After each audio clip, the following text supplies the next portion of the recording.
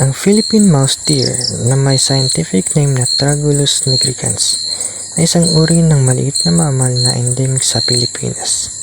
Ibig sabihin, matatagpuan lamang ito sa ating bansa. Kilala rin ito bilang balabak chevrotain o pilandok sa Tagalog.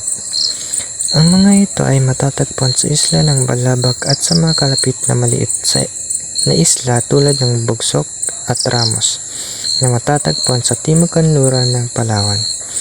Ang kanilang tirahan ay binubuo ng mga kagubatan, lalo na ang mga primary at secondary forest at mga mangrove. Mas gusto nilang manirahan sa mga lugar na may mataas na halaga ng mga puno at halaman na nagbibigay sa kanila ng proteksyon at pagkain. Ang mga ito ay nocturnal, ibig sabihin aktibo sila sa gabi at matulog sa araw. Bilang isang herbivore, ang Philippine mouse deer ay kumakain ng mga dahon, prutas at iba pang halaman. Tumutulong sila sa pagkalat ng mga buto ng mga halaman, nag-aambag sa pagpapanatili ng biodiversity ng kagubatan.